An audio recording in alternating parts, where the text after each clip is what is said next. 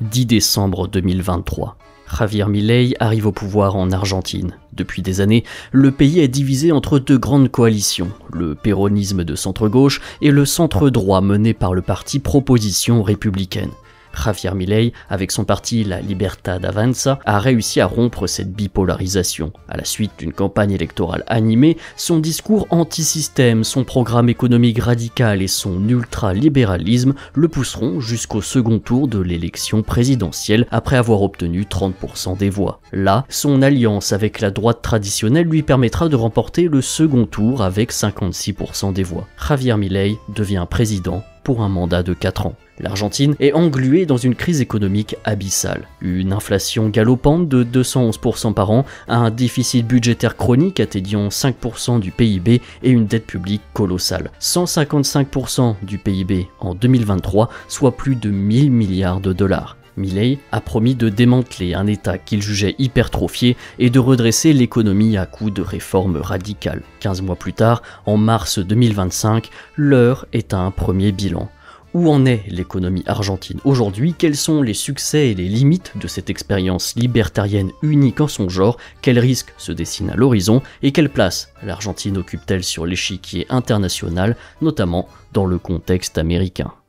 Depuis son arrivée au pouvoir en décembre 2023, Javier Milei a formé une alliance avec des partis de la droite traditionnelle, ce qui lui a permis de remporter le second tour de l'élection avec 56% des voix. Cette coalition a été cruciale pour lui donner une base de soutien suffisante au Parlement, alors que son parti, La Libertad Avanza, lui-même une coalition, ne détient que 15% des sièges. Jusqu'à maintenant, cette alliance de droite a permis à Milei de passer certaines réformes économiques et politiques malgré l'opposition. Milei dispose aussi d'outils, comme les décrets de nécessité et d'urgence, ce qui lui permet de légiférer sans passer par le Parlement. Cette stratégie a été bien sûr critiquée pour être contraire à l'esprit de la Constitution, mais qui a pourtant permis à Milei de mettre en œuvre rapidement ses réformes économiques et politiques, notamment en matière d'austérité budgétaire et de privatisation. Enfin, Milei conserve un soutien populaire significatif. Environ 63% des Argentins estiment que le pays va dans la bonne direction en mars 2025. Sa cote de popularité oscille entre 45 et 50%, ce qui indique que même des électeurs qui n'ont pas voté pour lui sont satisfaits de certaines de ses politiques. Ce soutien est en partie dû à son discours anti-système et à la perception de rupture avec les politiques traditionnelles. Bien sûr, il y a toujours une opposition, mais elle est actuellement désorganisée. Les partis traditionnels comme le péronisme et le centre-droit peinent à se remobiliser après leur défaite électorale. L'absence d'une opposition structurée et efficace permet pour le moment à Milei de maintenir son influence sans rencontrer de résistance significative au Parlement. Cependant, il est presque certain que l'opposition devrait se renouveler pour proposer une alternative crédible à Milei et éviter un retour au passé. C'est ici le principal défi politique auquel Milei devra faire face, en plus des conséquences sociales de ses politiques économiques qui pourraient entraîner une montée des tensions sociales exploitées par l'opposition. Milei conserve son pouvoir grâce à une combinaison de soutien populaire, d'alliances politiques avec des partis de droite et d'un usage stratégique des pouvoirs exécutifs. Cependant, il devra naviguer dans un paysage politique qui pourrait se restructurer autour d'une nouvelle opposition tant que les défis économiques et sociaux restent importants. Milei n'a pas le droit à l'erreur.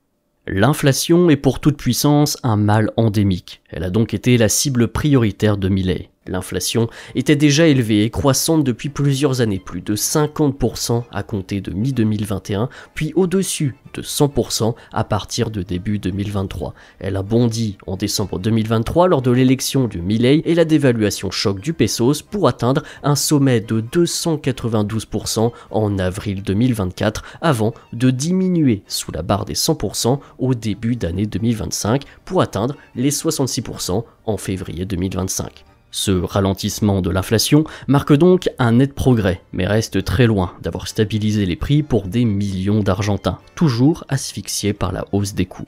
Le sentiment des investisseurs et la confiance dans la dette souveraine d'un pays sont un indicateur clé de la santé économique. L'instabilité économique persistante de l'Argentine a érodé la confiance dans ses obligations d'État, entraînant une hausse des rendements, les investisseurs exigeant des rendements plus élevés pour compenser le risque accru. En revanche, la relative stabilité économique du Brésil voisin a stimulé la demande pour sa dette souveraine, offrant des rendements plus sûrs et stables, en particulier pour ses obligations d'entreprise. Les gouvernements émettent des obligations pour financer des projets publics sans augmenter les impôts ni réduire les dépenses. Pour les investisseurs, les obligations sont attrayantes en raison de leur paiement régulier d'intérêts fixes et du remboursement du capital à échéance, ce qui en fait une option prévisible et moins risquée en période d'incertitude. Par exemple, les obligations souveraines brésiliennes offrent un rendement stable de 7,125% par an sur les investissements en dollars avec des distributions semestrielles. Alors comment un investisseur régulier peut-il accéder à ces opportunités prometteuses? Traditionnellement, les obligations étaient hors de portée des investisseurs particuliers, nécessitant des investissements minimum de 100 000 €, une barrière qui limitait l'accès aux seuls acteurs institutionnels.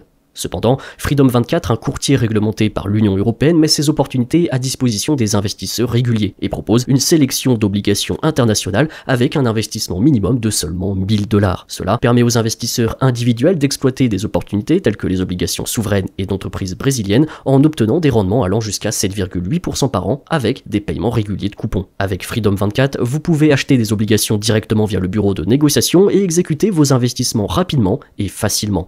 Vous posséderez les obligations en totalité, ce qui signifie que vous profiterez de tous les paiements et avantages qui accompagnent la propriété complète et non fractionnée. De plus, vous avez la possibilité de vendre vos obligations au prix du marché à tout moment, ce qui vous donne de la liquidité et la possibilité d'ajuster votre stratégie en fonction de l'évolution des conditions du marché. Vous avez ainsi le contrôle total de votre patrimoine et de vos décisions de placement. Opérant sous une surveillance réglementaire stricte, la société mère de Freedom 24 est cotée au Nasdaq et adhère aux exigences de la déclaration de la SEC. En France, elle est enregistrée auprès de l'ACPR Regafi et offre un accompagnement complet en français, assurant transparence et un service sans faille pour les investisseurs français. Pour une durée limitée, les nouveaux clients qui approvisionnent leur compte d'ici la fin du mois d'avril recevront jusqu'à 20 actions gratuites d'une valeur allant jusqu'à 800 $ chacune de certaines des sociétés cotées en bourse les plus importantes. Cette offre exclusive est l'occasion idéale de commencer à diversifier votre portefeuille et à réduire les risques futurs. N'attendez plus pour protéger et faire fructifier votre capital, ouvrez un compte gratuit chez Freedom 24 dès aujourd'hui via le lien en description.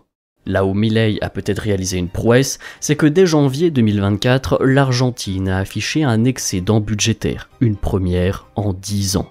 Là où le déficit culminait à 5% du PIB en 2023, cette rigueur, qualifiée par le président de, je cite, « plus grand ajustement de l'histoire », repose bien entendu sur des mesures chocs. Suppression des subventions à l'énergie et au transport, réduction de 33 000 postes de fonctionnaires sur un objectif de 50 000 et mise en sommeil des grands travaux publics. La balance commerciale, elle, brille avec un excédent de 19 milliards de dollars en 2024, dopé par une récolte agricole exceptionnelle et les exportations du gisement énergétique de Vaca Muerta, une des plus grandes réserves mondiales de gaz et de pétrole de schiste s'étendant sur 30 000 km². Évidemment, ce redressement du budget n'a cependant pas été gratuit. Les réformes économiques de Milei visent à transformer profondément le modèle économique argentin, en réduisant drastiquement les dépenses publiques et en supprimant les subventions.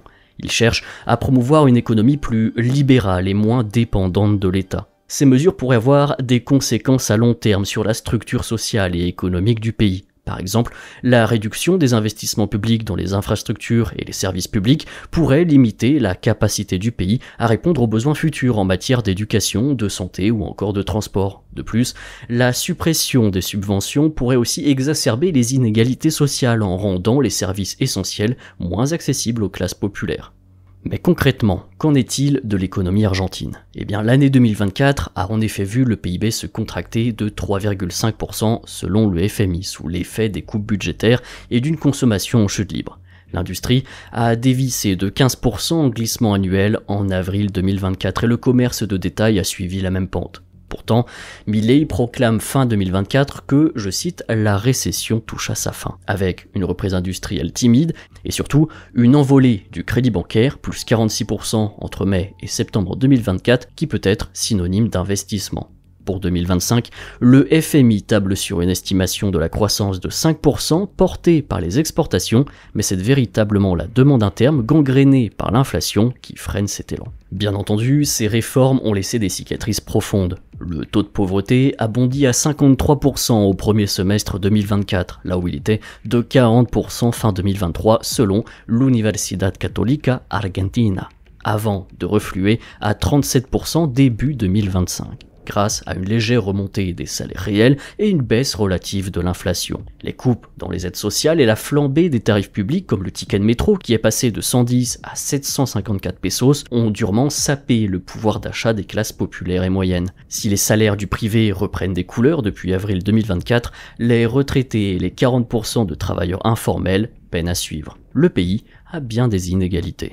Milei peut s'enorgueillir de succès macroéconomiques incontestables et seulement après un peu plus d'1 an au pouvoir. L'inflation, bien que persistante et importante, est mieux maîtrisée. Les finances publiques affichent une santé retrouvée et un excédent commercial permet de gonfler les réserves de change qui sont passées de 21 milliards de dollars en novembre 2023 à 29 milliards de dollars en avril 2024, une augmentation de 38%. La loi fondamentale de juin 2024, ou plutôt la Ley de Bases, avec ses allègements fiscaux, séduit les investisseurs étrangers et le FMI a assoupli les termes de la dette. Du côté critique de son bilan, la récession de 2024 a détruit 180 000 emplois, dont 33 000 dans le secteur public, et la précarité s'est aggravée avec la montée des travailleurs indépendants sans protection sociale. La pauvreté a explosé avant de reculer. Et les coupes ont ébranlé des piliers du secteur public, comme les universités publiques ou les cantines communautaires. En bref, c'est une politique libertarienne. Cependant,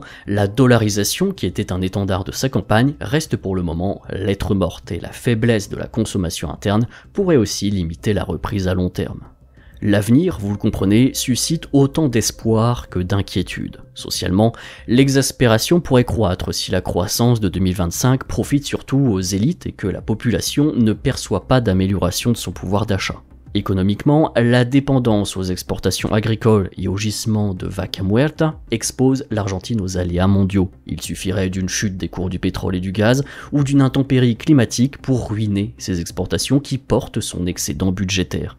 Enfin, le sacrifice des investissements publics met aussi en péril les infrastructures, l'éducation et la santé. Sans moyen d'y remédier par des initiatives privées ou publiques, cela entraînera des conséquences sur la prospérité à long terme, car les secteurs publics comme l'éducation et la santé demeurent essentiels pour le développement humain et la compétitivité économique future du pays. La capacité du gouvernement à gérer ces risques et à trouver un équilibre entre les réformes économiques et les besoins sociaux sera donc cruciale pour assurer une croissance durable qui touchera le plus grand monde. En résumé, le projet de Milei n'est qu'à son début, et rien ne vient jamais sans conséquence. Milei profite encore du ras-le-bol des précédentes décennies qui ont mené l'Argentine à cette situation au bord du gouffre. Mais il est aussi prisonnier de ses propres promesses qui pourraient être limitées par des facteurs parfois indépendants de sa volonté. Il est maintenant temps de voir l'Argentine à l'échelle mondiale. Le FMI, satisfait des réformes, a allégé les échéances de la dette et les réserves de change se stabilisent, malgré des réserves nettes toujours dans le rouge. La Ley de Bases attire des capitaux étrangers, mais l'indice risque du pays, EMBI+, reste élevé, ce qui est le signe d'une confiance encore fragile qui freine les investisseurs. Milei, proche idéologiquement de figures comme Donald Trump et Elon Musk, privilégie un axe profondément atlantiste, tournant le dos à la Chine en Amérique du Sud. Un choix qui rompt avec la diplomatie argentine classique, qui avait été acceptée, je le rappelle, comme membre des BRICS. L'Argentine tranche par son ultralibéralisme face aux politiques plus socialistes et étatistes du Brésil, de Lula, de la Bolivie ou du Venezuela. Une fracture qui complique sa relation au sein du Mercosur, où le Brésil conserve une suprématie économique et qui explique pourquoi Milei va chercher du soutien aux États-Unis. Le gisement de Vaca Muerta positionne l'Argentine comme un futur poids lourd énergétique, une aubaine pour la course aux ressources du président Trump. En dehors de cela, le pays n'a pas d'influence diplomatique et se concentre sur les affaires domestiques comme la majorité des puissances sud-américaines. Mais avec Milei, l'Argentine n'a jamais été autant au devant de la scène.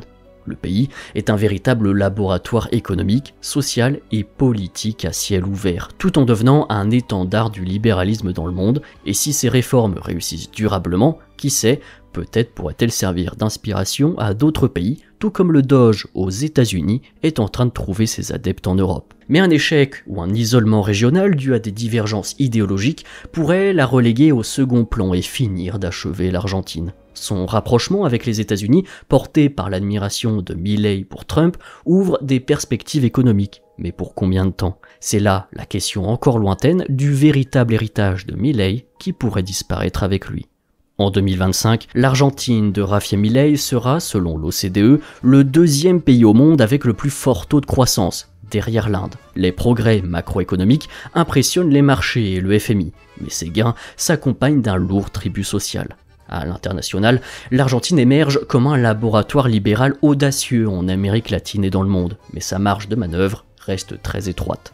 Le succès à long terme dépendra de la capacité de Milei à convertir ses acquis en bien-être collectif, tout en évitant un isolement dans un continent politiquement fracturé. Pour l'heure, l'expérience libertarienne interroge autant qu'elle fascine. Je rappelle les gestes simples qui permettent de soutenir la chaîne au milieu de l'océan YouTube. Partagez cette vidéo, même si c'est pas une vidéo de chat, elle peut répondre à beaucoup de questions. Si vous avez aimé, mettez un j'aime. Si vous n'aimez pas, mettez quand même un j'aime. Je serais curieux d'avoir votre retour également sur cette politique libertarienne et surtout comment vous voyez les perspectives de l'Argentine sur le moyen terme. Peut-être que certains de nos abonnés vivent là-bas, on vous lira avec attention. Merci à Freedom24 d'être le sponsor de cette vidéo. N'attendez plus pour faire fructifier votre capital, ouvrez un compte gratuit chez Freedom24 dès aujourd'hui via le lien en description pour une durée limitée. Les nouveaux clients qui approvisionnent leur compte d'ici la fin du mois d'avril recevront jusqu'à 20 actions gratuites d'une valeur pouvant aller jusqu'à 800 $. Cette offre exclusive est l'occasion idéale de commencer à diversifier votre portefeuille et à réduire les risques futurs. Merci aussi à nos membres YouTube qui nous soutiennent, merci à tous pour votre fidélité et à la prochaine.